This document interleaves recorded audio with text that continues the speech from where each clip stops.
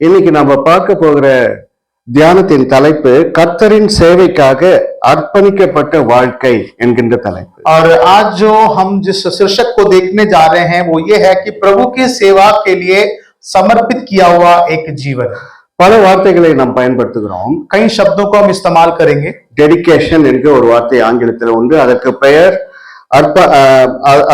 अर्पणम என்று எடுத்துக்கொள்ளலாம். अंग्रेजी में डेडिकेशन करके एक शब्द है जिसको कहते हैं समर्पण करके कहते हैं. உலக பிரகாரமாக ஒதுக்கி வைக்கப்படுதல் அல்லது தள்ளி வைக்கப்படுதல் அல்லது ஒரு குறிப்பிட்ட காரியத்துக்காக எடுத்து வைக்கப்படுதல் என்று அர்த்தம். उसको अगर सामूहिक तौर पर अगर उस शब्द का अर्थ देखेंगे तो किसी चीज के लिए उसे समर्पित कर दिया या उसे अलग कर दिया करके कहा जाता है.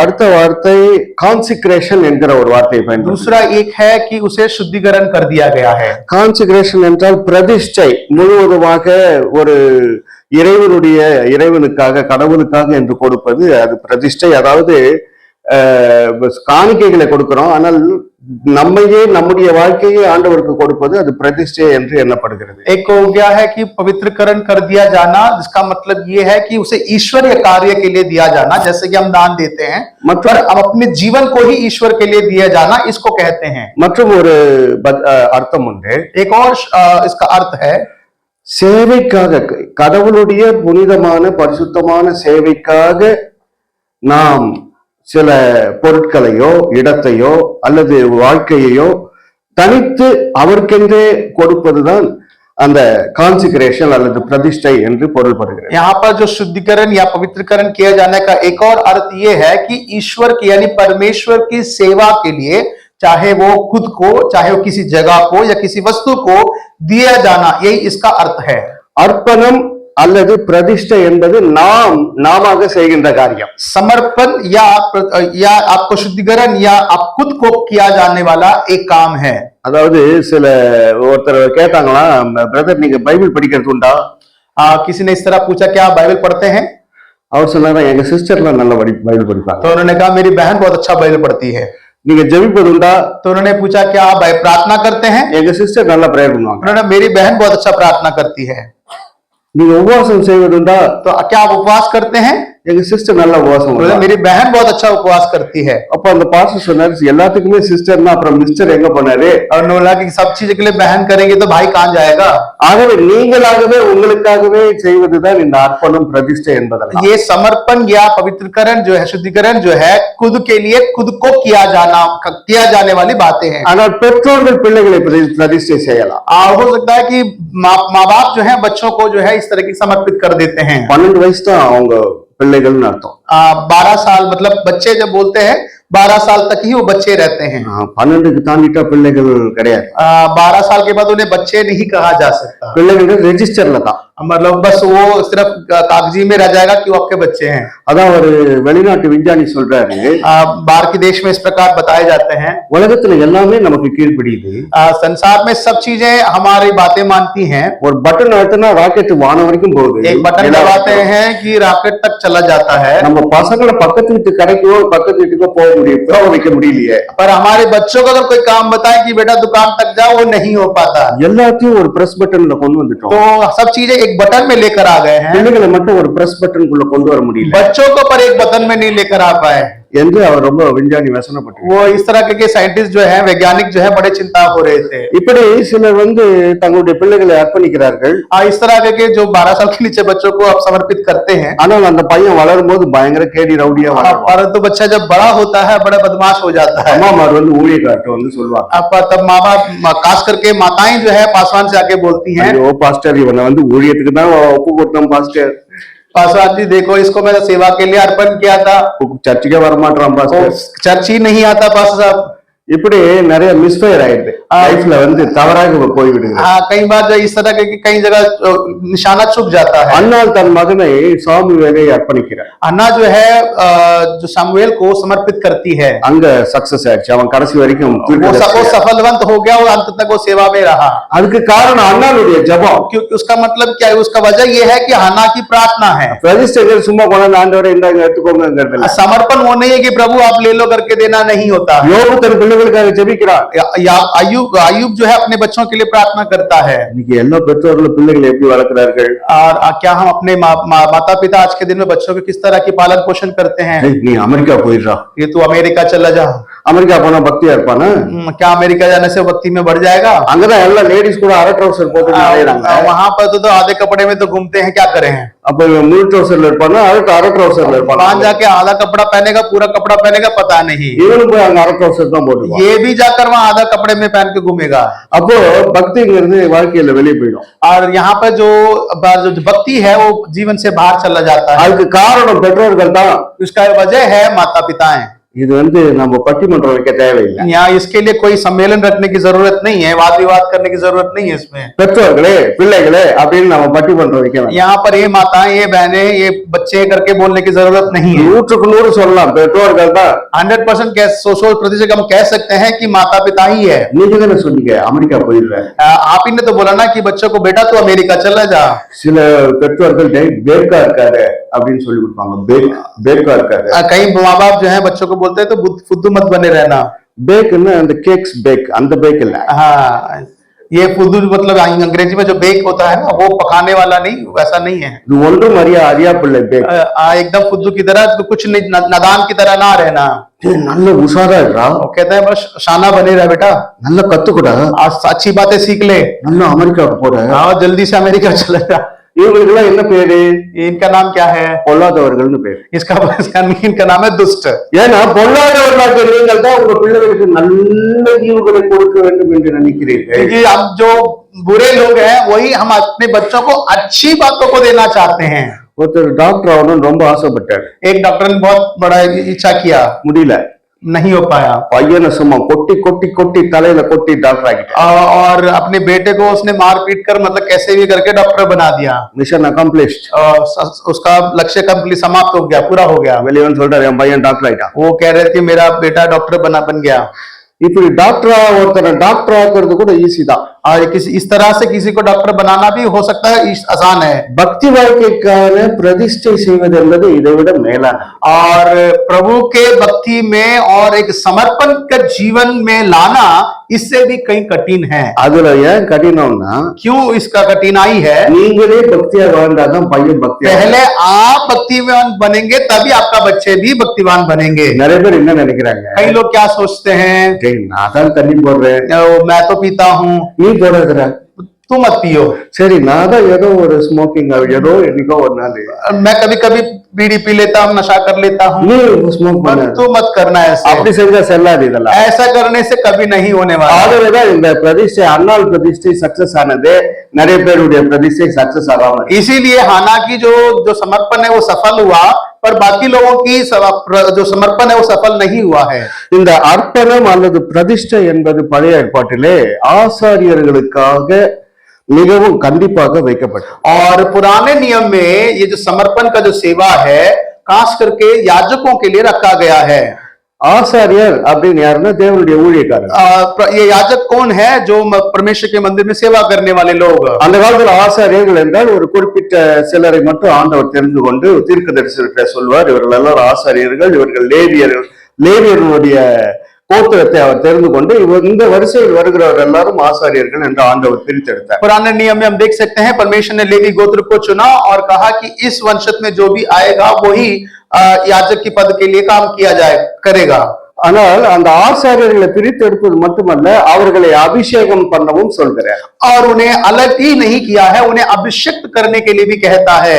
ஆக அர்ப்பணம் என்பது நீங்கள் செய்வது, समर्पण करना आपका काम है, பிரதிஷ்டை என்பது நீங்கள் செய்வது, आपको शुद्धिकरण कर लेना आपका काम है, அபிஷேகம் என்பது கடவுள் செய்கிற காரியம். अभिषेक करना परमेश्वर का काम है। கடவுள் இருக்கிறது நமக்கு அந்த அபிஷேகம் வருது. परमेश्वर की ओर से ही वो अभिषेक आता है। லேவியராகமம் 8ஆம் அதிகாரம் 10ஆம் வசனம். व्यवस्था 8वां अध्याय का 10वां पद इस प्रकार लिखा हुआ है। பின்பு மோசே அபிஷேக தைலத்தை எடுத்து வாசஸ்தலத்தையும் அதில் உள்ள யாவற்றையும் அபிஷேகம் பண்ணி परिशुद्धப்படுத்தினார். और लिखा है तब लेवी व्यवस्था 8वें अध्याय का 10वां पद इस प्रकार लिखा है, तब मूसा ने अभिषेक का तेल लेकर निवास का और जो कुछ उसमें था और उन सब भी अभिषेक करके उसको पवित्र किया। அபிஷேகம் என்றால் என்ன? अभिषेक क्या होता है?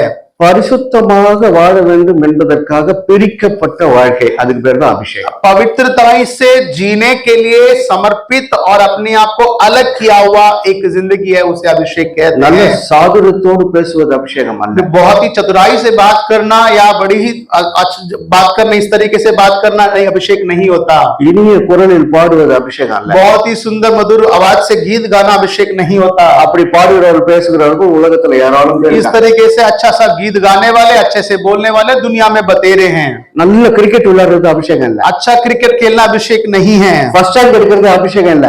पढ़ाई में पहले आना अभिषेक नहीं है। அபிஷேகம் என்பது பரிசுத்தமான வாழ்க்கை. தேவனுக்கு நான் பரிசுத்தமாய், அவர் கண் முன்னதாக நான் பரிசுத்தமாய் வாழ்வேன் என்று நம்மை நாமே பிரித்து வைத்துக் கொள்வது, அதை பிரித்து வைப்பதுதான் டெடிகேஷன் என்று பெயர் அல்லது அர்ப்பணம் என்று பெயர். पवित्र अभिषेक का जो शुरुआत है कि खुद को परमेश्वर के लिए पवित्र जीवन जीऊंगा करके अपने आप को अलग करना, जिसे समर्पण कहते हैं, वहीं से अभिषेक आरंभ होता है। உங்களை ஆண்டவருக்காக தனிமைப்படுத்துகிறீர்கள் பாருங்கள், அப்பொழுது அதை ஆண்டவர் அங்கீகரிக்கிறார், அதுதான் அபிஷேகம். जब आप अपने आप को परमेश्वर के लिए समर्पण करते हैं, उससे परमेश्वर जो अपने अभिषेक से आपको उसे अंगीकार करता है, उसे अभिषेक कहते हैं। ஆகவே அபிஷேகம் என்பது இது ஒரு புதிய ஒரு விளக்கம் என்று நினைக்க வேண்டாம். இது பைபிள்ல பரிசுத்தமா இருக்க வேண்டும். இந்த இடம் பரிசுத்தம், இந்த பொருள் பரிசுத்தம், இந்த மனிதன் பரிசுத்தம், இது பரிசுத்த ஆண்டவருக்காக, பரிசுத்த தேவனுக்கான பிரயோஜனத்திற்காக பிரிக்கப்பட்டவை என்பது அபிஷேகம். और अभिषेक कोई नया परिभाषा मैं नहीं दे रहा, बाइबल में से ही मैं आपको बता रहा हूं। किसी चीज को, किसी जगह को, किसी व्यक्ति को, किसी वस्तु को परमेश्वर के लिए जब अलग किया जाता है, परमेश्वर उसे अंगीकार कर लेता है, उसे अभिषेक कहते हैं। இது பழைய ஏற்பாட்டுல ஒரு சிலருக்கு மட்டும்தான் இப்படிப்பட்ட ஒரு அபிஷேகம் பண்ணு என்று மோசே இடத்துல ஆண்டவர் और சொல்லியிருக்கார். पुराने नियम में हम देख सकते हैं, परमेश्वर ने मूसा से कहा था कि कुछ जो जिसे वो चुनता था, जिसे वो चाहता था, सिर्फ उसे ही करता था। இப்போ ஒரு வண்டர்ஃபுல் வேர்ஸ் ஒன்று இருக்கு. और एक और अद्भुत वचन मैं आपको बताने जा रहा हूं। என்னை பொறுத்தவரை இது தீர்க்க தரிசன வசனத்தை விட ஒரு மேலான வசனம். और मेरे लिए ये भविष्यवाणी के वचन से ज्यादा बढ़कर है। 1 பேதுரு 2ஆம் அதிகாரம் पहला 9 पत्रस का किताब अध्याय 2 का 9वां पद अगर आप पढ़ सकते हैं तो 1 பேதுரு 2:9. पहला पत्रस का किताब दूसरा अध्याय का 9वां पद इस प्रकार लिखा है, நீங்களோ உங்களை அந்தகாரத்திலிருந்து தம்முடைய ஆச்சரியமான ஒளியினிடத்திற்கு வரவழைத்தவருடைய புண்ணியங்களை அறிவிக்கும்படிக்கு தெரிந்து கொள்ளப்பட்ட சந்ததியாயும் ராஜரீக ஆசாரிய கூட்டமாயும் பரிசுத்த ஜாதியாயும் அவருக்கு சொந்தமான ஜனமுமாய் இருக்கிறீர்கள். इस प्रकार वचन लिखा है, पहला पत्रस दूसरा अध्याय का 9वां पद, पर तुम एक चुना हुआ वंश और राजपदधारी, याजकों का समाज और पवित्र लोग और परमेश्वर की नीच प्रजा हो, इसलिए कि जिसने तुम्हें अंधकार में से अपनी अद्भुत ज्योति में बुलाया है, उसके गुण प्रकट करो। பழைய ஏற்பாட்டிலே கர்த்தருடைய சேவைக்காக ஒரு சிலர் மட்டும்தான் தேர்ந்தெடுக்கப்பட்டார்கள். पुराने नियम में कुछ एक को परमेश्वर ने चुनिंदे लोगों को चुना है सेवा के लिए। புதிய ஏற்பாட்டில நம்ம எல்லாரும் தேர்ந்தெடுக்கப்படுகிறோம். नया नियम में परमेश्वर ने हम सबको चुन लिया है। அல்லேலூயா. हालेलुया। புதிய ஏற்பாட்டில கிறிஸ்துவுக்குள் வருகிற எல்லா விசுவாசியும் ஒரு ஆசாரி தான். और नया नियम में मसीह यीशु को स्वीकार करने वाले हर एक व्यक्ति उसका याजक है। அது கூட சாதாரண ஆசாரிய கூட்டம் இல்ல. और ये साधारण याजक के समाज नहीं है, ராஜரீக ஆசாரிய கூட்டம். यह लिखा है कि राजपदधारी है। ராஜரீகம்னா ராயல்னு அர்த்தம். ये राजपदधारी मतलब राजकीय है। அரச குடும்பம்னு அர்த்தம். इसका मतलब क्या है? राजा के वंशज के हैं। ஆனா நம்ம எப்பயுமே அழுதுகிட்டே இருக்கிறோம். पर हम देखो हमेशा रोते रहते हैं। எப்பவுமே பாஸ்டர் கண்ணீரை துடைக்கிற மாதிரி ஒரு வசனம் சொல்றோம்னு எதிர்பார்க்கிறோம். हमेशा हम सोचते हैं कि पासवान ऐसी वचन बोले कि हमारी आंसू में पोंछ जाए। ஒரு ரோட்ல பிச்சைக்காரன் அழுதா ஒத்துக்கலாம். ये बाहर का अगर एक भिखारी अगर रोए तो समझ में आता है। பிரின்ஸ் சார்ல்ஸோட மகன் இல்ல கிங் சார்ல்ஸோட மகன் அழுதா ஒத்துக்குமா?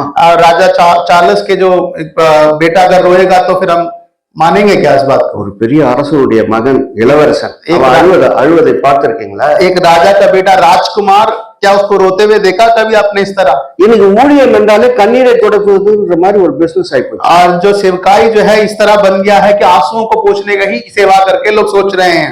மோசே என்ன கண்ணீரையா துடைச்சிக்கிட்டு இருந்தாரு? मूसा क्या है आंसुओं को पोंछ रहा था क्या? மோசே என்ன அழாதீங்க அழாதீங்க அழாதீங்கன்னா சொல்லிக்கிட்டு मूसा ने कब कहा था रो मत कब कहा था? பவுல் அழகா ஒரே ஒரு வார்த்தையில சொல்லிட்டாரு, पौलुस एक ही शब्द में बड़े सुंदर तरीके से बताते हैं। கர்த்தருக்குள் சந்தோஷமா இருங்க. वो कहते हैं कि प्रभु में आनंदित रहो। இப்படி சந்தோஷமா இருப்பதுதான் நம்மளுடைய விசுவாச வாழ்க்கை. और एक आनंदित रहना ही मसीह में विश्वास का जीवन है। பாடுகள் வரட்டும், परेशानियां आने दीजिए, கண்ணீரே வரட்டும், आंसू आने दीजिए, ஒரு நொடிதான் கண்ணீர். बस वो एक पल के लिए आंसू हैं। அதன் பிறகு எனக்கு கர்த்தர் இருக்கிறாருங்கிற ஒரு தைரியம் வந்துடும். उसके बाद मेरे लिए परमेश्वर है करके विश्वास आ जाना चाहिए। அதுதான் ஆவிக்குரிய முதிர்ச்சி. और यही आत्मिकता का परिपक्व है। நிறைய பேர் ஒரே கண்ணீரோடு இருக்கிறதுலயே ஆசையாவும் இருக்கிறாங்க. और कई लोग जो है आंसू में रहना ही इच्छा रखते हैं, ऐसा ही मैं रहूं। கொஞ்சம் மழை வரலன்னா உடனே கண்ணீர், थोड़ा वो चिंता में आंसू बहाने लग जाता है। கொஞ்சம் யாராவது நம்ம சைக்கிளை தள்ளி வச்சுட்டாங்கன்னா ஐயோ தொலைஞ்சு போச்சுன்னு थोड़ा सा अगर हमारी गाड़ी को इधर उधर कर दियो, हे मेरे प्रभु मेरा गाड़ी चोरी हो गया करके रोने लगते हैं। அது லாரி ரிவர்ஸ் எடுக்கணும்னு சொல்லிட்டு நம்ம சைக்கிளை கொஞ்சம் தள்ளி हो सकता है कि वहां आपकी गाड़ी की आगे किसी गाड़ी को आगे पीछे करना था, इसीलिए आपकी गाड़ी को थोड़ा इधर उधर कर दिया। உடனே ஒரே பயம், எவனோ தூக்கிட்டு போயிட்டானோ, इसीलिए तो तुरंत ऐसा घबरा जाता है कि मेरा सामान तो खो ही गया। உடனே கண்ணீர், तुरंत रोना, ஐயோ அப்பா என்ன சோதிக்கிறீங்களே ஆண்டவரே, प्रभु मुझे क्यों परीक्षा ले रहा है। இங்கு ராஜரீக ஆசாரிய கூட்டம், यहाँ पर लिखा है राजकीय पद याजकों के समाज के बारे में। ராஜாதி ராஜாவுடைய ஆசாரிய கூட்டம், यहाँ राज पदधारियों की या राजाओं के राजा का याजकों का समाज। அப்போ அதுல அபிஷேகத்தினுடைய முதல் அடையாளம் நமக்கு இருக்கிற ரட்சிப்பின் சந்தோஷம்। और हमारा अभिषेक का पहला जो चिन्ह है हमारे अंदर, हमारा उद्धार का आनंद। எனக்கு ஆனந்தன்னு பேர் வச்சிட்டாங்க, इनका नाम आनंद रख दिया है। நான் சேடா இருக்க முடியுமா? क्या ये दुखी हो सकते हैं क्या?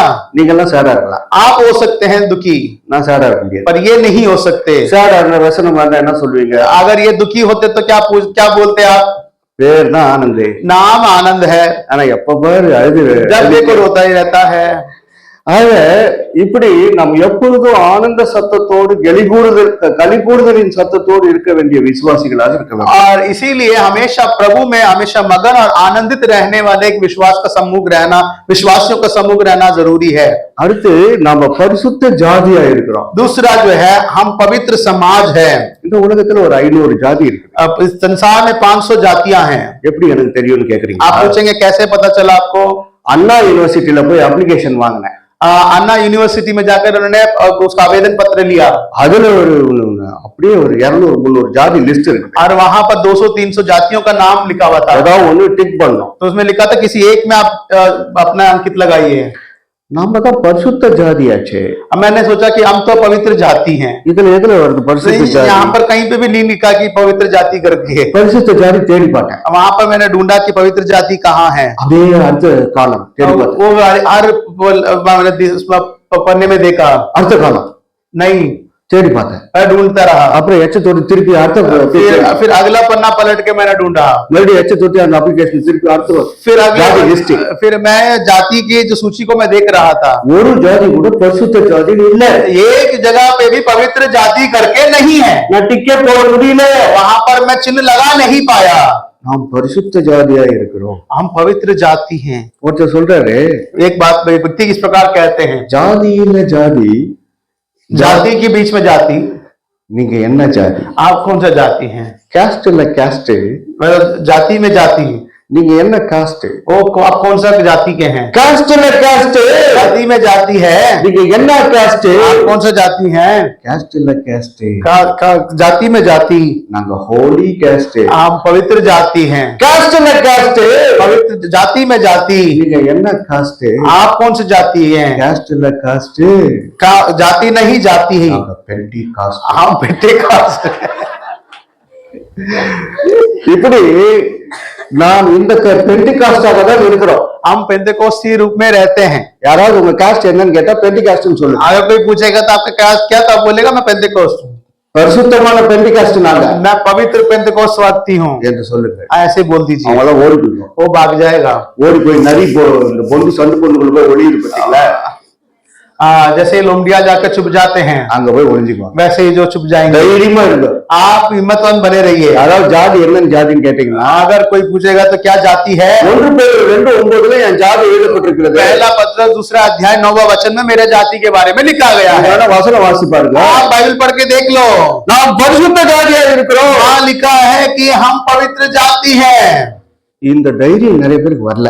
ये हिम्मत हर किसी को नहीं आया है। நேரு வந்தார் போனார், பெரியார் வந்தார் போனார், அம்பேத்கர் வந்தார் போனார், எல்லாரும் வந்தாங்க போனாங்க.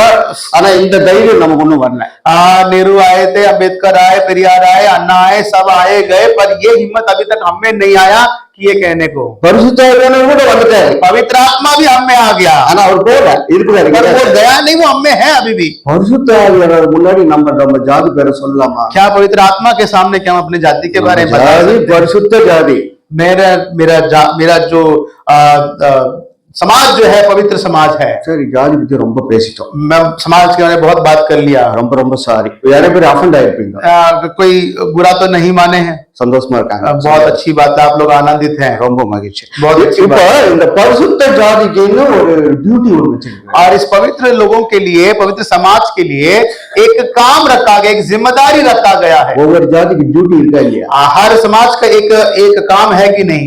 சத்திரியன் என்ன பண்ணும்? அவன் போய் போருக்கு போகணும். क्षत्रिय को क्या करना करके कहते हैं कि उसको युद्ध लड़ना है। வைசியன் என்ன பண்ணணும்? वैश्य को क्या करना चाहिए? அவன் பிசினஸ் பண்ணணும். उसको बिजनेस करना जरूरी है। அது மாதிரி ஒவ்வொரு ஜாதிக்கு ஒரு டியூட்டி வச்சிருக்காங்க. इस प्रकार के लोग जो हैं हर एक जाति के लिए एक काम को लेकर रखा हुआ है। பரிசுத்த ஜாதிக்கு என்ன டியூட்டி? पवित्र लोगों के, पवित्र समाज वालों के लिए क्या काम है? அந்தகாரத்திலிருந்து தம்முடைய ஆச்சரியமான ஒளியிடத்திற்கு வரவழைத்தவருடைய புண்ணியங்களை அறிவிப்பது. तो कहते हैं कि तुम्हें अंधकार में से अपनी अद्भुत ज्योति में से बुलाया है, उसका गुण प्रकट करना ही हमारा पवित्र लोगों का काम है। டார்க்னஸ்ல இருந்து லைட்டுக்கு நம்மள ஆண்டவர் கொண்டு வந்துட்டாரு. अंधकार से ज्योति में ले आया, பாவத்துல இருந்து பரிசுத்தத்துக்கு கொண்டு வந்துட்டாரு. पाप से पवित्रता में ले आया। இதை போய் மற்றவர்கிட்ட சொல்வதுதான் பரிசுத்த ஜாதி. इसको जाकर दूसरों को बताना ही पवित्र लोगों का, पवित्र समाज का काम है। ஒரு ஃப்ரெண்ட் எனக்கு காலையில போன் அடிச்சாரு. और एक दिन इनके एक मित्र ने कॉल किया, அண்ணே ஒரு ஃப்ரெண்ட் ஒரு பயங்கரமான क्वेश्चन கேட்டாருண்ணே. मेरे एक और दोस्त ने मुझसे बहुत बड़ा एक सवाल पूछा था भैया, அதனால உங்க நம்பர் கொடுத்துருக்கேன், इसीलिए मैंने आपका नंबर दे दिया। अरे அப்பா இது என்ன நம்ம ஒரே வேற வேலை இல்லையா நமக்கு? मैंने कहा अरे भाई मेरे पास कोई काम धंधा नहीं है, मेरे नंबर दे दिया तूने। நான் சொன்னேன் நீங்களே ஆன்சர் பண்ணலாமே, நீங்களும் நல்ல விசுவாசி தானே. मैंने कहा आप भी तो अच्छे विश्वासी, आप भी तो उत्तर दे सकते थे। இல்லண்ணே அவன் கொஞ்சம் இன்டெலிஜென்ட் ஆனவன், இன்டெலெக்சுவல் அவன். वो बोले कि वो ज्यादा कुछ पढ़ा लिखा व्यक्ति है, அவன் இன்டெலெக்சுவல், और बहुत पढ़ा लिखा है। இதுக்கு மேல பெரிய இன்டெலிஜென்ஸ் இருக்குதா? अरे बाइबल के ऊपर से बढ़कर क्या समझदारी आपको चाहिए? பைபிளுக்கு மேல ஒரு இன்டெலிஜென்ஸ் இருக்கு. बाइबल के ऊपर कोई बड़ी समझदारी चाहिए क्या आपको? பரிசுத்தரின் அறிவே அறிவு என்று வேதம் சொல்லுது. वहाँ लिखा है कि पवित्र परमेश्वर को जानना ही ज्ञान की बातें हैं। சரி நான் சொன்ன அவர் பேச சொல்லுங்க, நான் பேசிக்கிறேன். मैंने कहा ठीक है, उन्हें बोलो मुझसे बात करेंगे, मैं बात कर लूंगा। அப்புறம் அவர் போன் பண்ண, அவர் ஏன் இன்டெலிஜென்ஸ் கேள்விப்பட்டாரோ தெரியல. उसने मुझे कभी कॉल नहीं किया, तो हो सकता है कि मेरी बुद्धिमानी को उसने सुन लिया होगा। அவரும் போன் பண்ண वो भी மாதிரி नहीं किया कॉल, ஞாபகம் இல்லை எனக்கு. मुझे भी याद नहीं। அப்புறம் இன்னொரு ஃப்ரெண்டு காலையில போன் அடிக்க ஆரம்பிச்சான். और एक और दो मित्र ने कॉल किया। ஒரு 10 நிமிஷம் நானும் வளவலன்னு பேசுவேன். என்ன மைக்கு கொடுத்தா மட்டும் இல்ல, போனை கொடுத்தா கூட வளவலன்னு. मुझे माइक नहीं, फोन दे देंगे तो भी मैं लंबा ऐसी ही बात करता रहूंगा। ஆண்டவரை பத்தி தான் பேசுவேன். परमेश्वर के बारे में बात करूंगा। கரெக்டா 10 நிமிஷம் ஆச்சு, ரொம்ப தேங்க்ஸ் என்ன. 10 मिनट के बाद मैं मना कर दूंगा, बहुत धन्यवाद, आपसे बात करके अच्छा लगा। இது என்னடா இது இன்ட்ரோ ஒரு சிந்தனை மாதிரி ரேடியோ மாதிரி கரெக்டா 10 நிமிஷத்துல தேங்க்யூங்கிறாரு. 10 मिनट के बाद वो क्या ये रेडियो की तरह हाँ ठीक है समय पूरा हो गया, ठीक है धन्यवाद, आपसे बात करके இல்லன்னா अच्छा लगा। பைபிள் படிக்கிறதுக்கு மேல உங்ககிட்ட போன் அடிச்சு ஒரு நல்ல சிந்தனையா சொன்னீங்கன்னா நல்லா இருக்கும், அதுக்கு தான் போன் அடிக்கிறேன். मैं बाइबल से ज्यादा जो बाइबल की बातें आपसे जब बात करते अच्छे विचार मुझे मिलते हैं। இந்த மாதிரி பைபிள் படிக்கிறதுக்கே சோம்பேறியா இருந்தா எப்போ போய் இந்த பைபிளை படிச்சு இதை இன்னொருத்தருக்கு எப்ப போய் சொல்ல போறீங்க? अगर हम इतना इस तरह बाइबल को पढ़ने में अगर आलसी रहेंगे, बाइबल को पढ़ के खुद सीख के दूसरों तक कब तक जाके बताएंगे हम? இன்னைக்குதான் இந்த பைபிள் படிக்க சொன்னாதான் நிறைய பேருக்கு சோம்பல்னா என்னன்னு தெரிய வருது. बाइबल पढ़ने के बारे में जब बोलते हैं तभी आलसी के बारे में पता चलता है। அவங்களுக்கு இந்த ஆசீர்வாத அட்டை ஒன்று கொடுத்துட்டா போதும். यहाँ पर जो है उनको आशीष वचन का एक पर्चा दे दो, उनको ப்ராமிஸ் வேர்ஸ், आशीष का वचन, அந்த வசனம் அந்த வருஷம் ஃபுல்லா அவங்களுக்கு ப்ராமிஸ் தான். वो वचन अगर उनको मिल जाए तो पूरा साल उनके लिए प्रॉमिस हो जाता है, आशा का वचन हो जाता है। நல்ல பைபிள் படிங்க, बहुत अच्छा वचन को पढ़ना है। படிக்க படிக்க உங்க ஜாதி இன்னும் பரிசுத்த ஜாதி ஆயிடும். आप जो जितना जितना पढ़ेंगे उतना उतना आपको पवित्रता में आपको बढ़ते रहेंगे। அடுத்து இந்த முழுமையான பிரதிஷ்டை என்பது என்னன்னு பார்ப்போம். और उसके बाद हम देखेंगे संपूर्ण समर्पण या संपूर्ण अर्पण क्या होता है, उसके बारे में देखेंगे। ரோமர் 12ஆம் அதிகாரம் முதல் வசனம். रोमियो किताब 12वें अध्याय का पहला वचन। அப்படி இருக்க சகோதரரே, நீங்கள் உங்கள் சரீரங்களை பரிசுத்தமும் தேவனுக்கு பிரியமுமான ஜீவ பலியாக ஒப்பு கொடுக்க வேண்டும் என்று தேவனுடைய இரக்கங்களை முன்னிட்டு உங்களை வேண்டிக் கொள்கிறேன். இதுவே நீங்கள் செய்யத்தக்க புத்தியுள்ள ஆராதனை. तो कहते हैं, इसलिए हे भाइयों, मैं तुमसे परमेश्वर की दया स्मरण दिला कर विनती करता हूं कि अपने शरीर को जीवित और पवित्र और परमेश्वर के भावता हुआ बलिदान करके चढ़ाओ, यही तुम्हारे अभिषेक आत्मिक सेवा है। மனிதனுடைய படைப்பிலே நாம் ஆவி ஆத்ம சரீரமாய் இருக்கிறோம். मन इंसान की जो सृष्टि में हम जो है आत्मा प्राण और देह में हैं। இப்ப இந்த ஆவி என்பதும் ஆத்மா என்பதும் கிட்டத்தட்ட ஒண்ணுதான். आत्मा और प्राण लगभग देखा जाए तो एक जैसा ही है। ஆனால் இன்னும் விளக்கமாக அதை புரிந்து கொள்ள வேண்டுமானால், अगर इसको और अच्छी तरह समझना है, ஆவி என்பது அறிவை அறிந்து கொள்ளுதலை பொறுத்தது. और आपका जो प्राण है समझ को बताता है कि आप जितना समझ पाते हैं। Spirit is that which knows, और प्राण जो है जो चीजों को समझने में काम आता है या समझ रखता है। Soul is that which feels, और आत्मा जो है कि जो बातें आपने समझी है उसे अनुभव करता है। ஆத்மா என்பது நம்முடைய சுற்றி இருக்கின்ற சுற்றுப்புற சூழல், நம்மை சுற்றி இருக்கிற மக்கள் எல்லாரை பற்றியும் நம்முடைய உணர்வுகள் உணர்ச்சிகள் என்னவா இருக்கிறது என்பது நம்முடைய ஆத்மாவை பொறுத்து। और हमारा आत्मा इस प्रकार काम करता है, हमारे आसपास की चीजों के बारे में समझता है, उसके बारे में वो हमेशा उसका अनुभव करता है। ஆவி என்பது அறிவை பொறுத்ததும் நம்முடைய அறிவுபூர்வமாக நமக்காக உதவி செய்கின்ற நம்முடைய ஆளுமையின் ஒரு பங்காக இருக்கிறது। और प्राण जो है हमारी समझ में काम करती है, जैसे कि चीजों को जानना, चीजों को सीखना, और इस तरीके के जो हमारे पास जितने भी चीजों को हम सीखते हैं उसको रखता है। கர்த்தரை நாம் தெரிந்து கொள்ளும் வரை இந்த ஆவி என்பது செத்து போய் கிடக்கிறது। और जब तक हम परमेश्वर को नहीं जान लेते, या यूं कहे परमेश्वर की ज्ञान हमारे अंदर नहीं आता, तब तक ये प्राण जो है ये मरा हुआ के समान होता है। கர்த்தரை சந்தித்த பின் இந்த ஆவி உயிர் வரைகிறது। और जब हम परमेश्वर के बारे में समझ ले लेते हैं तो ये प्राण जो है नया जीवन प्राप्त कर लेता है। கர்த்தரை நாம் சந்திக்கும் வரை நம்முடைய ஆத்மா இந்த உலக பிரகாரமான இச்சைகளை பொறுத்ததாய் இருக்கிறது। और जब तक हम परमेश्वर को नहीं समझ जाते हैं हमारे प्राण में, तब तक ये आत्मा जो हमारे अंदर है वो क्या करता है, संसारिक बातों में लगा रहता है। கர்த்தரை நாம் அறிந்து கொண்டவுடன், जब हम परमेश्वर को जान लेते हैं, நமக்கு ஒரு புதிய கர்த்தரை பிரியப்படுத்த வேண்டும் என்கின்ற ஒரு புதிய வாஞ்சை நம்முடைய ஆத்மாவில் உண்டாகும்। जब हम प्राण में प्रभु यीशु मसीह को समझ जाते हैं तो हमारे आत्मा में इस इच्छा को डालता है कि अब मैं परमेश्वर को प्रिय जीवन जीना है करके आत्मा में एक इच्छा पैदा होता है। இந்த வசனம் ஆவியை பற்றியும் இல்ல, ஆத்மாவை பற்றியும் இல்ல। पर ये जो वचन है आत्मा के बारे में भी नहीं, प्राण के बारे में भी नहीं। உங்கள் சரீரங்களை ஒப்பு கொடுக்க வேண்டும்। तो यहाँ लिखा है अपना शरीर को जीवित बलिदान करके। ஏன்னா இந்த சரீரம் இருக்கிறதே, क्योंकि देखिएगा ये शरीर जो है அது ஒரு முரட்டு காலை, ये जो है एकदम एक सांड की तरह है, மூக்கணாங்கயிறு இல்லாத, और इसका कोई लगाम नहीं डाला है, மூக்கணாங்கயிறு இல்லாத முரட்டு காலை, और जिसमें जो कोई लगाम नहीं है ऐसा एक सांड है ये। இந்த சரீரத்தை கட்டுப்படுத்துவது ரொம்ப கடினம்। और इसको इस बैल को इसको रोकना या वश में लाना बड़ा मुश्किल है।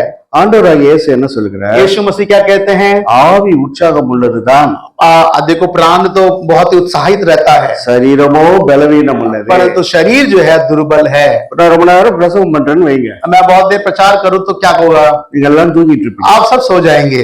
அப்புறம் உங்களை எல்லாம் தட்டி தட்டி எழுப்பணும். फिर सबको मुझे जगाना पड़ेगा, இல்லாட்டா அல்லேலூயா அப்படின்னு ஒரு சத்தம் போடணும். नहीं है तो मुझे हालेलुया करके जोर से आवाज देना पड़ेगा। உடனே அல்லேலூயா நினைச்சு. हाँ, फिर तब आप उठ जाएंगे। ஏன்னா நம்ம கேட்பதற்கே நமக்கு டயர்ட் ஆயிடும். हाँ, सुन सुन के आप थक जाएंगे, ஆகவே இந்த சரீரம் ரொம்ப பலவீனமானது. क्योंकि देखो हमारा शरीर बहुत थका हुआ और कमजोर है, இதைதான் ஒப்பு கொடுக்க வேண்டும். इसीलिए इसको समर्पित करो। இது கிறிஸ்தவ வாழ்க்கையினுடைய முதல் படிக்கட்டு. ये पहला चरण है, இதை நாம் முயற்சி செய்ய செய்ய ஆண்டவர் ஒரு உதவி நமக்கு கொடுக்கிறார். और जब इसको प्रयास में जब हम लगे रहते हैं, परमेश्वर कोशिश में जब लगे रहते हैं, परमेश्वर हमें एक सहायता करता है ஆவியின் கனிகள் என்று நமக்கு கனிகளை கொடுக்கிறார். और आत्मा में उसके फलों को वो देता है। அதுலதான் இச்சை அடக்கம் என்பது ஒரு கனி. तो वहां पर एक नियंत्रण करके एक बात है, செல்ஃப் கண்ட்ரோல். उसको हम कहते हैं नियंत्रण। Self control, self control. उसको नियंत्रण का एक परिभाषा कहते हैं एक ஆனால் இந்த நிறைய பேர் என்ன நினைக்கிறாங்க, संयम। ஜிம்முக்கு போனா நம்ம பாடி நல்லா கண்ட்ரோல்ல வைக்கலாம். कई लोग कहते हैं कि अगर मैं जिम चले जाऊं तो मेरे बॉडी को मैं वश में रख सकता हूं। ஜிம்முக்கு போய் அந்த ஜிம்ல நிறைய வெயிட் எல்லாம் தூக்கி ஒருத்தனை அடிச்சுக்கின்னு சாவுறாங்க. और यहाँ पर जिम में जाकर बॉडी बना लेते हैं, फिर एक दूसरे को मारपीट करके मरते हैं। அப்போ அங்கேயே அவங்க பாடி அடக்க முடியல. तो वहीं पर ही वो कंट्रोल नहीं कर पाते हैं। ஒருத்தனை அடிச்சுன்னு வேற பாடி தான் அங்க அடக்கமா. एक दूसरे को मार देते हैं, दूसरे बॉडी को दफना देते हैं। அதனால இந்த செல்ஃப் கண்ட்ரோலுங்கிறது அவ்வளவு சுலபம் இல்ல. यहाँ पर जो संयमी होना बड़ा मुश्किल है। இன்னும் கேட்டீங்கன்னா இந்த சரீரத்திலேயே அடக்க முடியாத ஒரு அவயம்னு ஒண்ணு இருக்கு. और यहाँ पर शरीर में एक रोकने वाला, रोके नहीं जाने वाला एक बात है। இந்த சிறிய நாவு அப்படின்னு பைபிள். यहाँ पर लिखा है छोटा सा जुबान। இந்த சிறிய நாவு பெரிய வார்த்தையெல்லாம் பேசும். हाँ, छोटा सा जुबान है, बड़ी बड़ी बातें फेंकता है। ஒரு தடவை ஒரு சிஸ்டரை நான் கொஞ்சம் கடிந்து பேசினேன். एक दिन मैं एक बहन को थोड़ा सा डांट के बात कर लिया। அந்த சிஸ்டருக்கு எனக்கு தெரிஞ்ச ஹிந்தியில பேசினேன். मैं अपनी जितना मैं जानता था उतनी हिंदी में मैंने बोला। அது கிராமர் சரியில்லையோ என்னவோ தெரியல. और उसका ग्रामर पता है, उसका व्याकरण कैसा था मुझे नहीं அந்த मालूम। சிஸ்டர் என்ன பார்த்து என்ன பிரதர் பெரிய बड़ा வார்த்தை எல்லாம் பேசுறீங்க. तो उन्होंने तुरंत बोला कि बड़े बड़े शब्द आप इस्तेमाल कर रहे हैं मुझे डांटने के लिए। அப்புறம் பார்த்து சரி நம்ம இங்கிலீஷ்லயே பேசாம பேசிடுவோம். फिर मैंने सोचा कि अच्छा है कि हम इंग्लिश में ही बोलेंगे आगे से। அது ஒரு புரியலனாலும் பரவாயில்ல. कोई बात नहीं, उसको नहीं समझ में आए तो भी चलेगा। சிலருக்கு கோபம் வந்தாதான் இங்கிலீஷே வரும் வாயில. कई लोगों को गुस्सा आएगा तभी अंग्रेजी बाहर आता है। அதாவது ஹோட்டல்ல ஒருத்தர் காத்துக்கிட்டே இருந்திருக்கிறாரு. एक व्यक्ति जो है होटल में बैठ के देख रहा था, குரூப்பா வந்துட்டாரு. एकदम लोगों के साथ आ गया, எல்லாம் ஃபுல்லா சாப்பிட்டுக்கிட்டு இருக்காங்க. सब लोग बैठ के खाना खा रहे हैं இவருக்கு சீட் கிடைக்கல, குரூப்புக்கும் கிடைக்கல. और ये भी इनको जगह नहीं मिला। உடனே கேஷியர் போய் என்ன சார் இது, वो तो जो वहां पर जो काउंटर में जाके बोले क्या बात है भाई? அரை மணி நேரம் நிக்கிறோம். आधा घंटे से हम खड़े हैं। அப்புறம் இங்கிலீஷ்ல சொல்றாரு வாட் இஸ் திஸ். और उन्होंने बोला कि ये क्या है, ऐसे करके अंग्रेजी में बोला। உடனே கேஷியர் இங்கிலீஷ்ல பேசுவாரு. तो क्या वहां का वो व्यक्ति अंग्रेजी में थोड़ी बोलेगा? அவர் உள்ள போய் அங்க போய் அவர் இங்கிலீஷ்ல பேசினாரு. वो अंदर जाके वो भी अंग्रेजी में बात करना चालू किया। ஒருத்தர் அடாபடான்னு இங்கிலீஷ்ல பேசிக்கிறாங்க. ये ऐसे ही करके सब लोग अंग्रेजी में बात करने लग गए।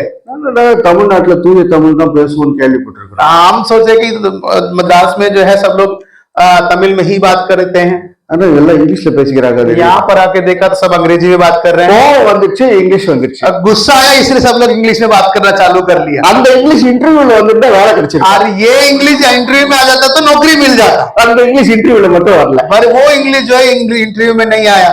இப்போ இந்த சரீரத்தை அடக்குவது என்பது இந்த நாவை அடக்குவதுதான் மிக மிக முக்கியமான.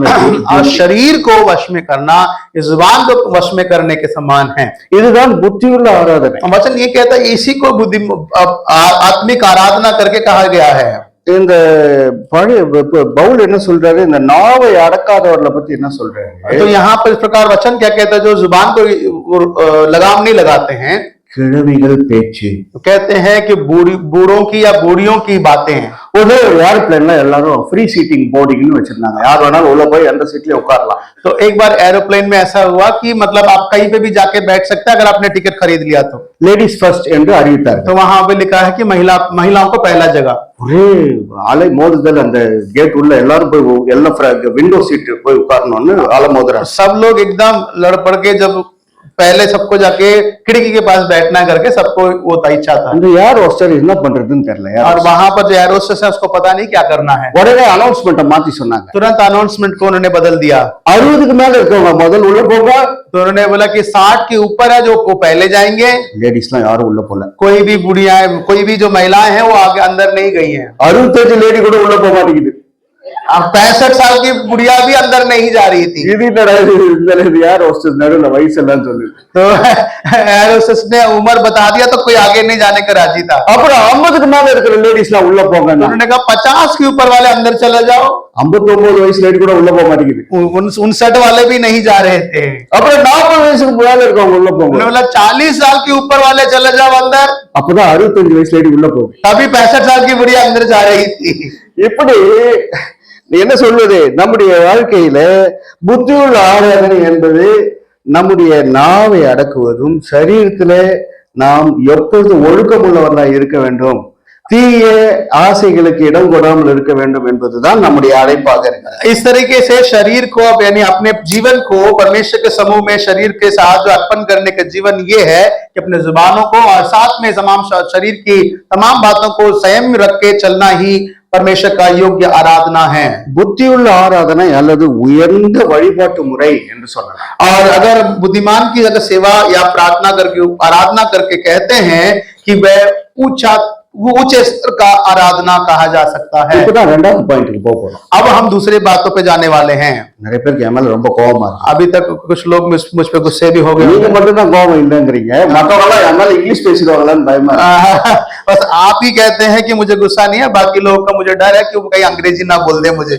சரி, இந்த பிரதிஷ்டையின் வாழ்க்கை என்பது உலகத்திலிருந்து பிரிந்து வாழ்வது। यहाँ पे देखिएगा समर्पित जीवन या एक अलगाव जीवन जो है कि संसार से अलग होकर या उसके बीच में अपने आप को अलग जीवन जीना।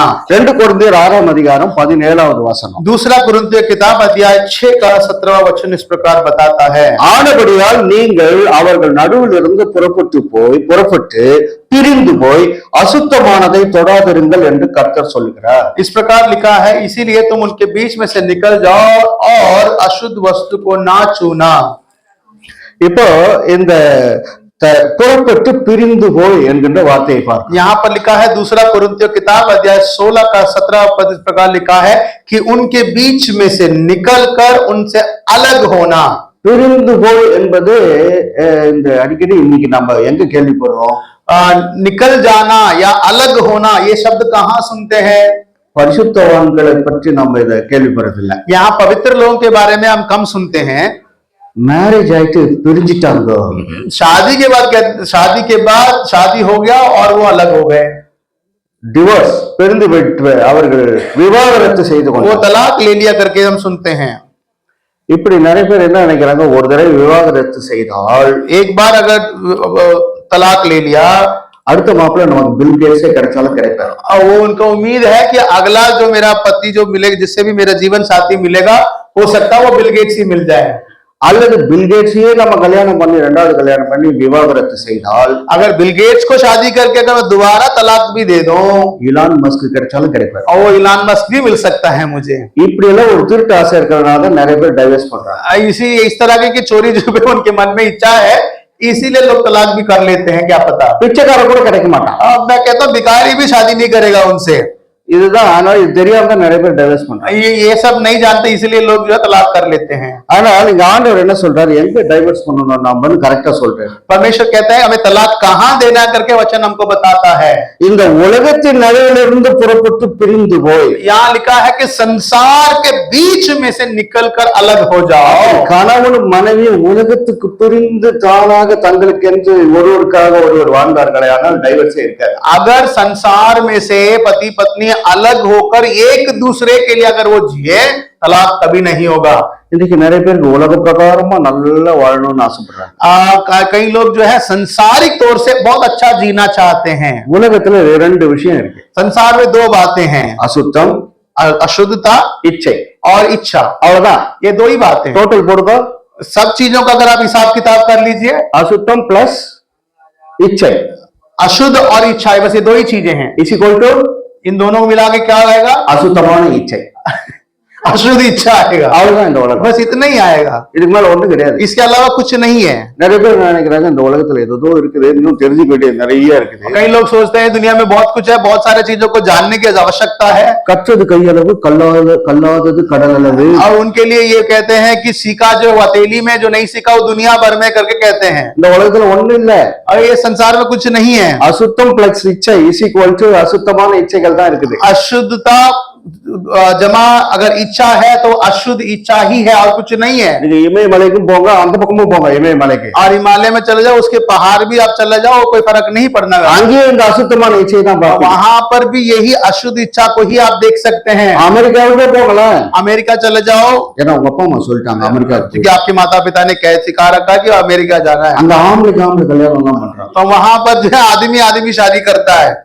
அறிவு வேணும், बुद्धि नहीं है क्या?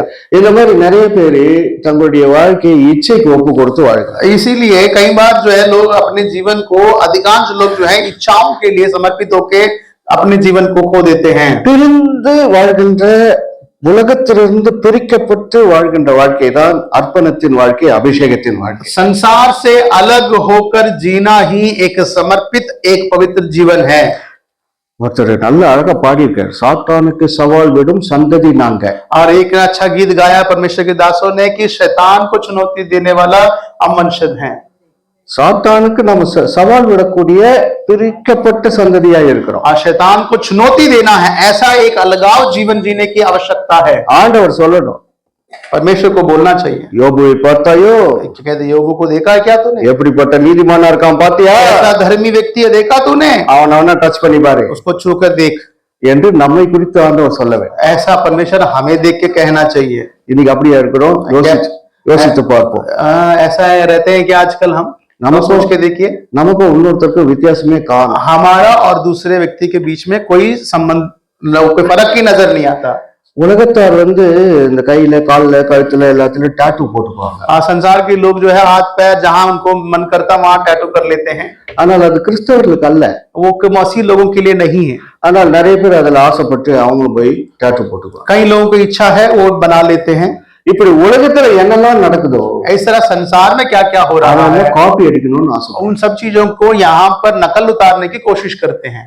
எக்ஸாம்ல காப்பி அடிச்சோம்னா மாட்டிக்குவோம். एग्जाम परीक्षा में अगर हम ऐसे नकल उतारेंगे तो फंस जाएंगे। ஆனா இந்த மாதிரி டாட்டூ கிட்ட எல்லாம் குத்திக்கினா மாட்டோம்னு நினைக்கிறோம். और जो इस तरह से अगर संसार की चीजों में अगर हम अपने शरीर में कर लें तो सोचते हैं कि हम नहीं फंसेंगे। சிலர் ஒரு காதுல மட்டும் ஒரு ஸ்டட் போட்டிருக்காங்க. और एक व्यक्ति को मैंने देखा सिर्फ कान में एक जगह पे वो छेद के रखा है। எனக்கு புரியல, ரெண்டு காது இருக்குது, मुझे समझ में दोनों कान है, ஏன் ஒரு காதை விட்டீங்க? क्यों एक कान को छोड़ दिया आपने? ஈக்குவாலிட்டி வேணும், कोई बराबरी तो चाहिए ना। இந்த காதும் ஈக்குவல், இதுவும் ஈக்குவல் தானே, ये दोनों ही तो बराबर सही समान ही है ना। அதே ஒரு காதுல மட்டும் போடுறீங்க. क्यों एक कान आपका पास? இன்இக்வாலிட்டியை உண்டாக்குறது தான் ये क्या है? ये असमानता को पैदा करता है। இந்த காது குத்துறது பழைய ஏற்பாட்டுல இருக்குது. ये कान में छेद करना जो है पुराने नियम में है। அடிமைக்கு தான் காது ஒரு காது குத்துவாங்க. जो गुलाम है उसको ही एक ही कान में उसी को छेदा जाता है। இது தெரியாம நிறைய பேர் காது ये नहीं जानते हैं कई लोग सिर्फ एक ही कान में छेद करके घूमते हैं। இப்போ அடுத்து நான் எப்படி பேசிக்கிட்டே இருந்தேன்னா அப்புறம் மதியம் சாப்பாடு எங்கன்னு என்ன கேட்பீங்க. ऐसे मैं बात करता रहूंगा तो फिर खाना मुझसे ही आप पूछेंगे, इसलिए मैं आगे बढ़ता हूँ। பிரதர் நீங்க ரிட்ரீட்ல பேசுற மாதிரி பேசுறீங்க.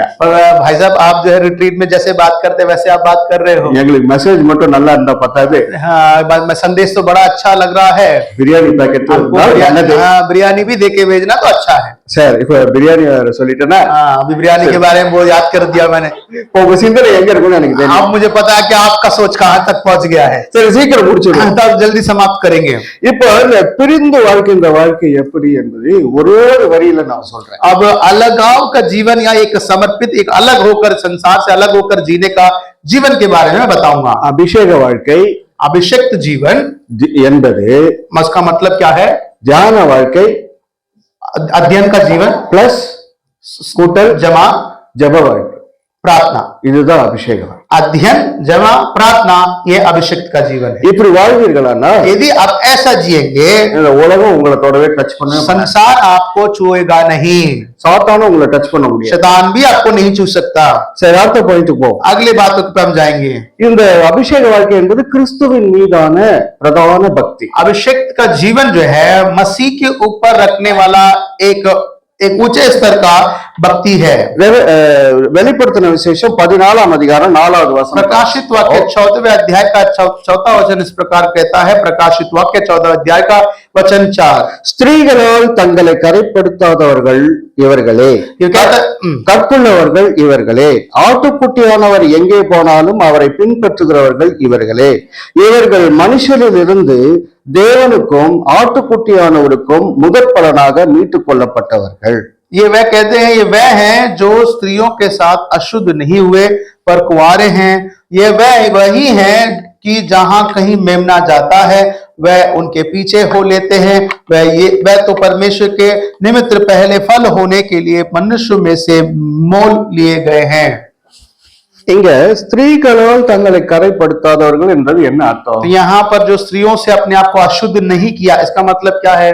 இந்த இது விபச்சாரத்தை குறித்தது அல்ல. यहाँ पर विभचार के विषय में नहीं बात कर रहा, ஆனால் ஆவிக்குரிய விபச்சாரம் என்று ஒன்று உண்டு. परंतु आत्मिक विभचार करके एक चीज है। கடவுளை தவிர வேறு காரியங்களுக்கு நம்முடைய முக்கியத்துவத்தை கொடுப்பது ஒரு ஆவிக்குரிய விபச்சாரம். परमेश्वर को छोड़कर किसी और चीज को उस जगह को देना एक आत्मिक विभचार के रूप में माना जाता है। ஆக இந்த உலக பிரகாரமாக ஸ்திரீகளை இது குறிக்கிறதாக இல்லை. यहाँ पर शारीरिक इच्छाओं के बारे में या स्त्री के बारे में नहीं बात कर रहा, ஆனால் இந்த ஸ்திரீகளை பற்றி வேதம் ஒரு காரியத்தை சொல்கிறது. परंतु स्त्रियों के बारे में बाइबल एक बात बताता है, அவர்கள் பலவீன பாண்டம் என்று சொல்கிறது. वो कमजोर है करके बताते हैं, வீக்கர் வெசல், वो कमजोर बर्तन है। அதுக்கு என்ன எதனால அப்படி நம்ம வேதம் சொல்லுகிறது, நம்முடைய வேதம் சொல்லுகிறது? क्यों इस प्रकार वचन कहता है?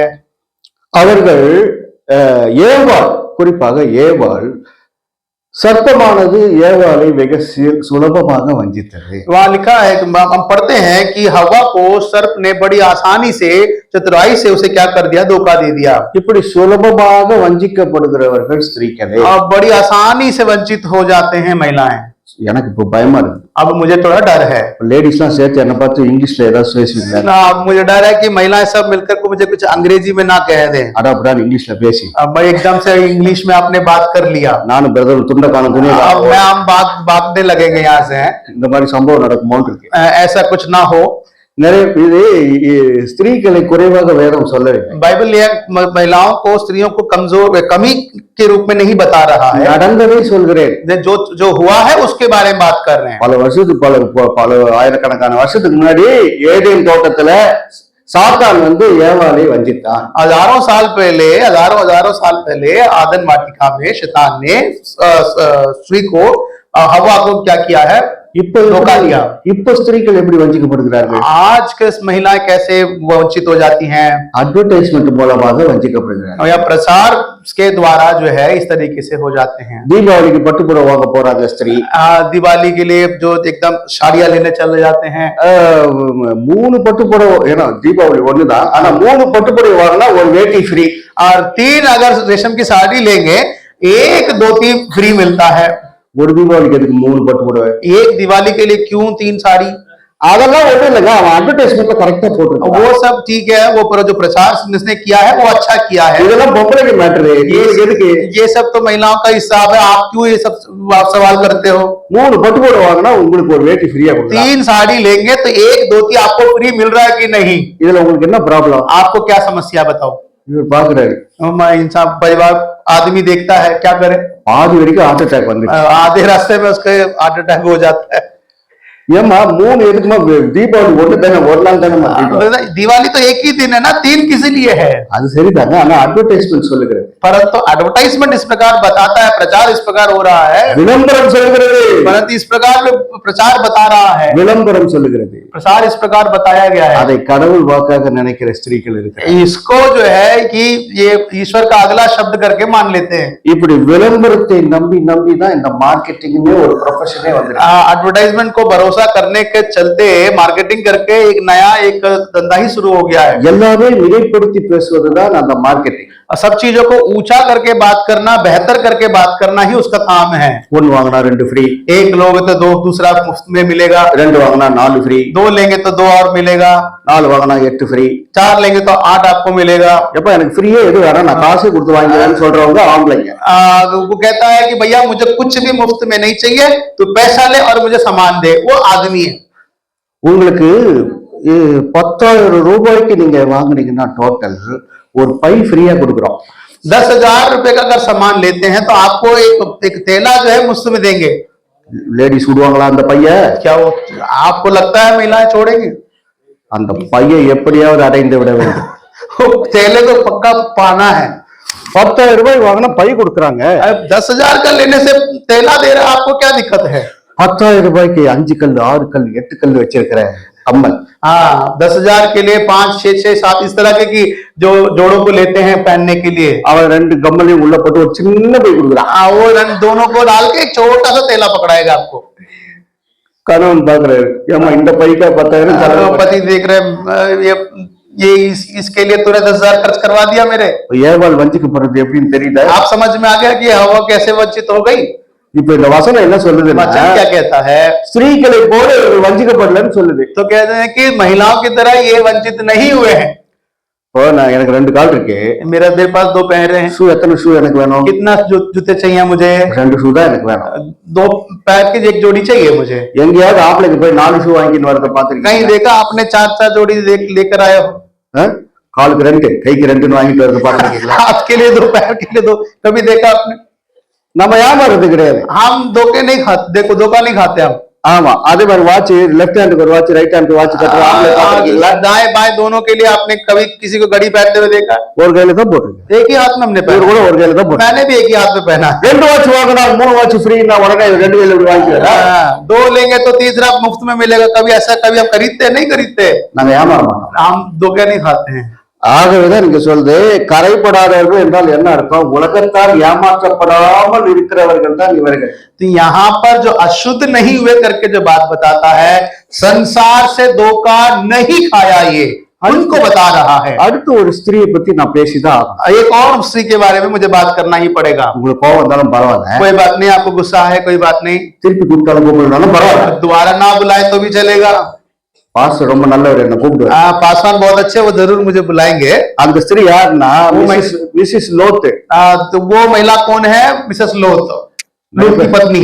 நிறைய பேர் மறந்துட்டு இருப்பீங்க. लूत की पत्नी के बारे में सब लोग भूल भी गए होंगे। இயேசு கிறிஸ்துவே அந்த லேடியை மறக்காதன்னு சொல்லியிருக்காரு. यीशु मसीह खुद कहते हैं उसे मत भूलना। லோத்தின் மனைவியை நினைவு கூறுங்கள். यीशु मसीह कहते हैं लूत की पत्नी को स्मरण रखना। அந்த லேடி என்ன அவங்க பண்ண தப்பு என்ன தப்பு? उसका गलती क्या था? கீழ்ப்படியா, वो अनाज्ञाकारी। பின்னாடி திரும்பி பார்க்காம ஓடுன்னு वो कहते हैं कि पलट बिना देखे भागो। சொன்னாரா இல்லையா? बोला कि नहीं? ஆனா இந்த அம்மா என்ன பண்றாங்க? परंतु इस महिला ने क्या किया? மிலிட்டரியில் அபவுட் டர்ன் என்ற மாதிரி இவங்களே தங்களுக்கு ஒரு கமாண்ட். मिलिट्री में अबाउट टर्न के जो शब्द होते हैं वैसे खुद ही किसी के कहे बिना खुद ही मुड़ के देख लिया।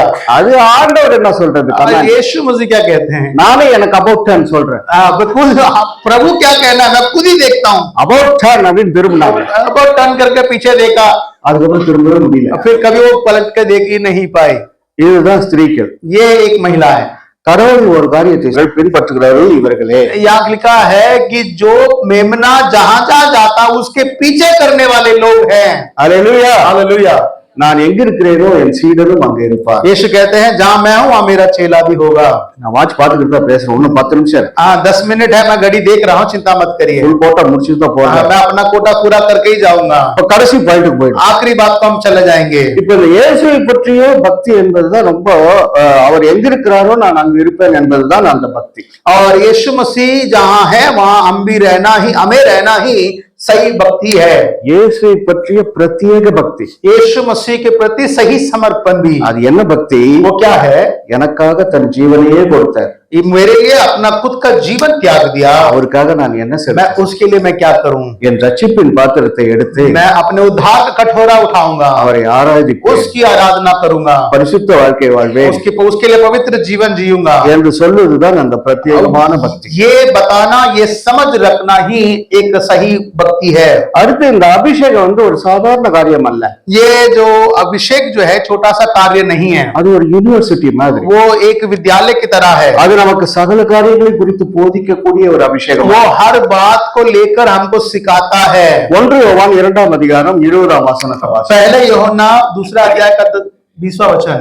1 யோவான் 2:20 என்ன சொல்லுகிறது? पहला यूहन्ना 2 अध्याय का 20वां वचन क्या कहता है? நீங்கள் பரிசுத்தராலே அபிஷேகம் பெற்று சகலத்தையும் அறிந்திருக்கிறீர்கள். वहां लिखा है कि तो परंतु तुम्हारे तो उस पवित्र से अभिषेक हुआ है और तुम सब कुछ जानते हो।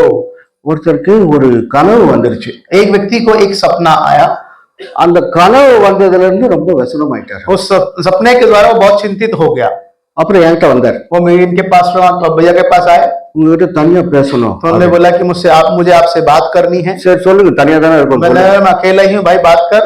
இல்ல நானும் என் ரொம்ப க்ளோஸ் ஃப்ரெண்டு அவரு நானும் சண்டை போடுற மாதிரி வந்துருச்சு கனவு. अब मैं और मेरा जो मित्र है, हम दोनों लड़ाई करते ऐसा ही मैंने एक सपना देखा। அதுல இருந்து எனக்கு ரொம்ப துக்கமா இருக்கு. तब से मुझे बहुत दुखी हुआ हूँ। நான் சொன்னேன், ஏன் சண்டை போடுறீங்க?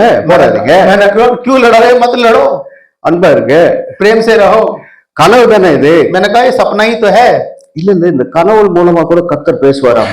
तो मैंने कहा, उन्होंने कहा नहीं मैं ये सोच रहा हूँ कि सपने के द्वारा परमेश्वर बात करता है करके। கர்த்தர் இவ்வளவு பேசியிருக்காரு. परमेश्वर ने इतना बात किया है, இதுக்கு மேல கனவுல வேற பேசணுமா? इसके अलावा तुमसे सपने में बात करना है क्या? பேசுறாரு, உண்மைதான். अब बात करता है, वो सच बात है। ஆனா கனவு வராதவங்க யாராவது இருக்காங்களா? किसी को कोई ऐसा है जिसको सपना नहीं आता हो? எனக்கு கனவு வந்து நடுல எல்லாம் அலறி இருக்கேன். रात को ऐसे सपने आते हैं, मैं रात को उठ के घबरा जाता हूँ। என் ஒய்ஃபை கேளுக்கோ, इनके पत्नी से पूछ के देखिएगा, திருட உள்ள வந்துட்டாங்கிற மாதிரி ஒரே கனவு. वो अचानक कोई चोर घर में आ गया, ऐसा एक सपना मुझ में आता है। எனக்கு பிரேயர் பண்ணுவேன், பாட்டு பாடுவேன், मैं गीत गाता हूँ, प्रार्थना करता हूँ। திருட கிட்ட வந்து மல்யுத்தம் பண்ணுவேன்னா क्या मैं चोर से लड़ सकता हूँ क्या? கராத்தாவும் தெரியாது, ஜூடாவும் தெரியாது, वो मुझे कराता भी नहीं आता, जुड़ो भी नहीं आता, அழகதான் தெரியும். बस चिल्लाना आता है। शोर मचा दिया। என்ன ஆச்சுன்னு கேட்டாங்க. उन्होंने पूछा क्या हुआ? ஒண்ணு இல்ல, எவனோ ஒரு திருடன் உள்ள வந்துட்டான். कोई चोर घर में घुस गया है। யாரு வரல, தூங்கு. उन्होंने बोला कोई नहीं आया, चुपचाप सो जाओ। இப்படி கனவு எல்லாருக்குமே வரலாம். इस प्रकार के सपने हर किसी को आता ही है। இந்த கனவு வந்துட்டதுனால நான் व्यसனம் ஆயிடுவேனா? क्या ये सपना आ गया करके मैं चिंता कर सकता हूँ? அது அல்ல ஆவிக்குரிய வாழ்க்கை. वो आत्मिक जीवन नहीं है। ஆவிக்குரிய வாழ்க்கை என்பது நாம் பெற்றிருக்கிற அபிஷேகத்தினாலே பல காரியங்களை அறிவது. आत्मिक जीवन क्या है? जो अभिषेक हमने पाया है उसके द्वारा बातों को जान लेना, கற்றுக்கொள்ளும் மனப்பாங்கோடு இருக்க வேண்டும். और सीखने का एक मन भावना होना जरूरी है। நான் எல்லாவற்றையும் கற்றுக்கொண்டேன் என்று பவுல் கூட நினைக்கல. पौल भी ये नहीं कह रहा कि मैं सब चीजें सीख गया। ஆனால் நிறைய பேர் என்ன நினைக்கிறாங்க, और कई लोग क्या कहते हैं, கையில பைபிள் எடுத்தோன்னே எனக்கு எல்லா பைபிளும் தெரியும், बाइबल ले हाथ में उठाते बोलते मैं सब जान गया। இந்த பைபிளை வந்து 30 முறைக்கு மேல படிச்சு புதிய ஏற்பாடு 100 முறைக்கு மேல படிச்சவரு எனக்கு ஒரு லெட்டர் போட்டார். और इस बाइबल को पूरे संपूर्ण बाइबल को 30 बार और नया नियम को 100 बार जिसने पढ़ा, वो उसने मुझे इनको एक चिट्ठी लिखी। அவர் ஒரு ஐரோப்பிய நாட்டுல இருக்கார். वो एक यूरोप देश में है। அவர் ஒரு கடிதம் எனக்கு ஈமெயில் எழுதியிருந்தார். और उन्होंने एक चिट्ठी लिखा था। அவர் என்ன எழுதியிருந்தாரு, क्या लिखा उसमें? இன்னைக்கு எனக்கு இருக்கிற அண்டர்ஸ்டாண்டிங்கை விட ஒருவேளை 10 வருஷத்துக்கு பிறகு இதை விட வேறமான ஒரு அண்டர்ஸ்டாண்டிங் இருக்கலாம். आप कहते हैं कि जितना मैंने समझा है 10 साल के बाद हो सकता है इससे थोड़ा और तरह के मैं समझ रख सकता हूँ। அவருடைய தாழ்மையை பார்த்து நான் அப்படியே அரண்டு போயிட்டேன். मैं उनकी जो क्या बोलते हैं समर्पण को देखकर, उनकी दीनता को देखकर मैं बड़ा हैरान हो गया। 100 முறை புதிய ஏற்பாடு படிச்சவரு 100 दफा नया नियम को पढ़ लिया। எனக்கு எல்லாம் தெரியும் தம்பின்னு சொல்லல. वो ये नहीं बोला मुझे सब मालूम है भाई। 10 ஆண்டுகளில் ஆண்டவர் எனக்கு வேற காரியங்களை वो कहते हो सकता है अगले 10 साल में परमेश्वर और नई बातों को मुझे सिखाएगा। அதுதான் அபிஷேக வாழ்க்கை. यही अभिषेक का जीवन है। ஆண்டவரிடத்திலிருந்து நாம் கற்றுக்கொண்டே இருக்கிறோம். परमेश्वर से हमें लगातार सीखते रहते हैं। மரியாதை இயேசுவுடைய பாதத்தண்டையில உட்கார்ந்து அவர் பேசுகிறதை கேட்டு கற்றுக்கொண்டே இருக்கு. मरियम के बारे में देखते हैं, मरियम यीशु मसीह के पांव के तले बैठकर वो सुन रही थी और सीख रही थी। எங்க அம்மா ஒண்ணு உயிரோட இருக்காங்க, கர்த்தருக்கு ஸ்தோத்திரம். और इनकी माताजी आज भी जीवित है, प्रभु में धन्यवाद करते हैं। எங்க அம்மா பத்தி நிறைய பேசணும். और इनकी माताजी के बारे में बहुत कुछ बोलने के लिए है। ஆமா, அது பேசினா அது ஒரு தனி பிரசங்கம். அது ஒரு தனி பிரசங்கம். वो एक अलग प्रचार है। அதனால இப்ப பிரசங்கத்துல ஒரு சின்ன பாட்டா சொல்றேன். बस एक उदाहरण मैं आपको बता के समाप्त करूंगा। நான் சின்ன பையனா இருக்கும்போது பிரசங்கம் பண்ண ஆரம்பிச்சேன். जब मैं छोटे उम्र से मैं प्रचार करना आरंभ किया, அப்போ ஒரு சொந்தக்கார வீட்டுல ஒரு பிரேயர் மீட்டிங். एक रिश्तेदार के घर में एक प्रार्थना सभा था। நான் பிரசங்கம் பண்ணுறேன்ட்டு என்ன பிரசங்கம் பண்ண சின்ன பையனா இருந்தேன், ஒரு 11வது வரி படிக்கிற பையனா இருந்தேன். 11वीं कक्षा में पढ़ रहे थे, तब इनको प्रचार करने का मौका मिला। சரி இந்த தம்பியை பேச விடுவோம், பேசுற நீ பேசுற. तो उन्होंने बोला ठीक है बेटा वचन से प्रचार करो। நான் பேச ஆரம்பிச்சேன். मैंने बात करना आरंभ किया। எங்க अम्माவை பார்த்தா अम्माவை காணோம். देखा मम्मी को, कहा मम्मी कहाँ है, मम्मी नहीं दिल्ली। எங்கடா நான் பேச ஆரம்பிச்சேன், அம்மா இருப்பாங்கன்னு பார்த்தா அம்மா அப்ஸ்காண்ட் ஆயிட்டாங்க. मैंने बात करना शुरू किया, मैं मम्मी होगी करके देख रहा, मम्मी यहाँ है ही नहीं। கிச்சன்ல போய் ஏதோ பண்ணிட்டு இருக்காங்க. वो किचन में जाकर कुछ काम करने लग गए। நான் சொன்னேன் ஏமா நான் பிரசங்கம் பண்ணும்போது நீங்க கிச்சன்ல இருக்கிறீங்க. तो उन्होंने कहा, मैंने पूछा कि माँ मैं तो प्रचार कर रहा था, मुझे तुम यहाँ किचन में आ गए। எங்க அம்மா வேற மாதிரி, அவங்க என்ன சொல்றாங்க, इनकी माता जी ने क्या कहा, நான் உட்கார்ந்து எல்லாரும் பார்த்து பாரு பையன் பேசுறத பார்த்துக்கிட்டு ரொம்ப பெருமையா உட்கார்ந்துருக்காங்கன்னு சொல்லுவாங்க. अगर मैं वहां बैठ जाऊंगा तो लोग क्या कहेंगे, देखो अपने बेटे की प्रचार को सुनने के लिए कितना बड़ी घमंडी से बैठी हुई है। அந்த பெருமைலாம் எனக்கு வேண்டாம்னு நான் போயிட்டேன். इसीलिए ये जो बड़ाई मुझे नहीं चाहिए, इसलिए मैं बाहर आ गई। அதனால இன்னி வரைக்கும் அவங்களுக்கு போன்ல பிரசங்கம் பண்ணிக்கிட்டே தான் இருக்கேன். इसीलिए मैं अभी भी फोन में ही प्रचार करते रहता हूँ। मैं சில சமயம் இங்கிலீஷ்ல கூட பிரசங்கம் பண்ணுவேன். कई बार मैं इंग्लिश में ही प्रचार करता हूँ उनको। ஆனா நல்ல வார்த்தை பைபிள் வச்சு இங்கிலீஷ்ல बाइबल के वचन से मैं प्रचार करता हूँ उनको। அந்த மாதிரி நிறைய பேர் வந்து அதாவது என்ன சொல்றது, கற்றுக்கொள்ள வேண்டும் என்கின்ற ஒரு எண்ணம் இல்லாத இருக்கிறதுனால சரி நம்ம மகன் தானே பேசுறான், அவன் என்ன பேச போறான்ட்டு போயிட்டான். सीखने का इच्छा जो नहीं होने की वजह से तो वो सोच रहता है चलो ठीक है मेरा ही बेटा तो बात कर रहा करके वो निकल के चली गई। அதானே அந்த 5 அப்பம் 5000 பேருக்கு கூட்டு கொடுத்தாரு. इसीलिए तो 5 रोटी जो है 5000 लोगों को बांट के दिया है। அதானே அந்த இது தண்ணீர் வந்து கிரேப் ஜூஸா மாத்துறாரு. अरे यही तो है कि पानी को दाखरस में बना दे, यही तो है। அதான் சொல்றாரு ஊழியர். इसे यही तो पासवान भी बताता है कि और क्या है। அதானே அந்த இவன் யார் அவன் தானே அவனை பத்தி தானே சொல்றாரு. अरे वही है ना, अरे अच्छा उसी के बारे में तो प्रचार करे, हम तो मालूम, हमें तो मालूम है क्या करना है। அது மறந்துட்டாங்க யார் தானே उसका नाम तक भूल गया। अच्छा वो ये ऐसे ही बोलते रहते हैं। ஒருத்தர் 7 வார்த்தையில ஒரு வார்த்தை பிரசங்கம் பண்ண விட்டுட்டாங்க.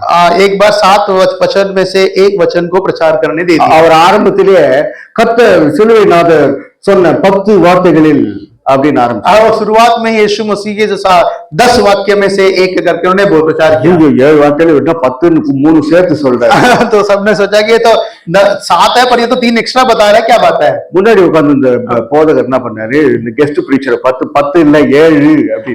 तो सामने जो पासवान जो बैठे थे तो उस प्रचारक को देख के बोले 10 नहीं है भैया 7 है। கரெக்டா 7 நிமிஷத்துல பிரசங்கம் பண்ணி இறங்கிட்டாரு। और वो प्रचारक जो है 7 मिनट में प्रचार करके नीचे आके बैठ गया। இவரு என்ன உங்களுக்கு 20 நிமிஷம் பேசணும் 7 நிமிஷத்துல நீங்க தானே 7 காட்டுனீங்க।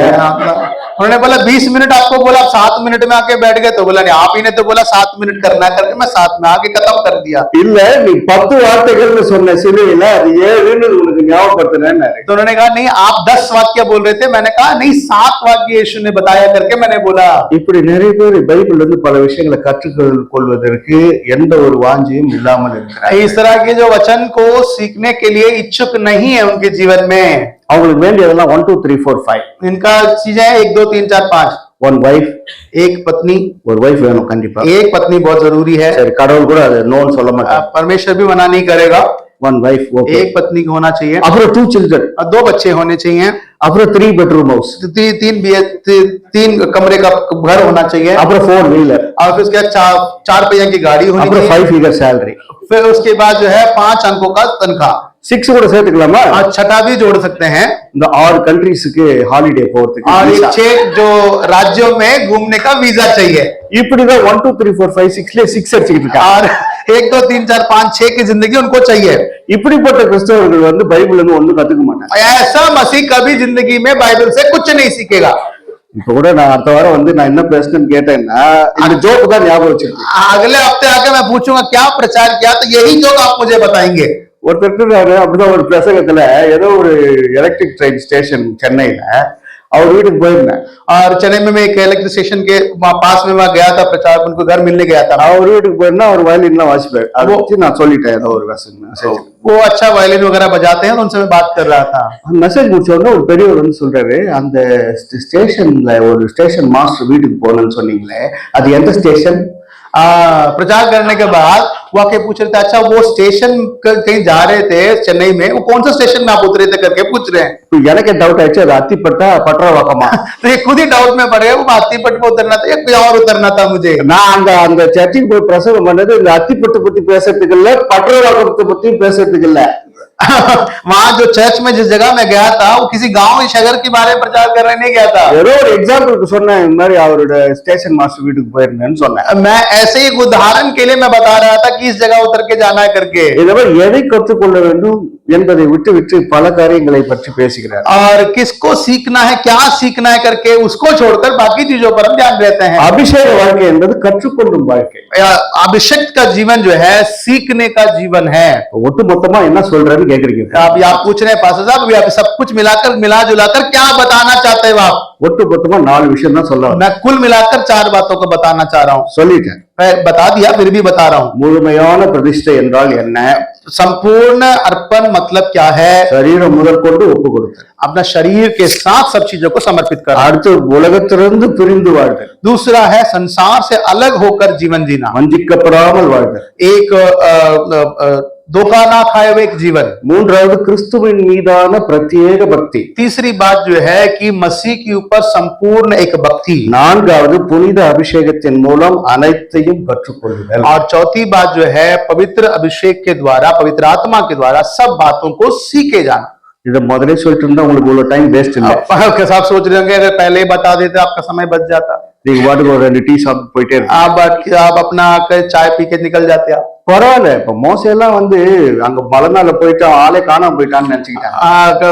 मूसा जो है पहाड़ पर चला गया, लोग सोच रहे थे तो मर ही गया। ஆண்டவருடைய பாதத்துல உட்கார்ந்தா டைம் போறதே தெரியாது. प्रभु के सम्मुख में बैठने से समय कैसा जाता पता ही नहीं लगता। சரி, எல்லாரும் எழுந்து ஜெபிப்போம். हम सब खड़े होकर हम प्रार्थना करेंगे। அர்ப்பணிக்கப்பட்ட வாழ்க்கை, एक समर्पित का जीवन, அபிஷேக வாழ்க்கை, अभिषिक्त का जीवन।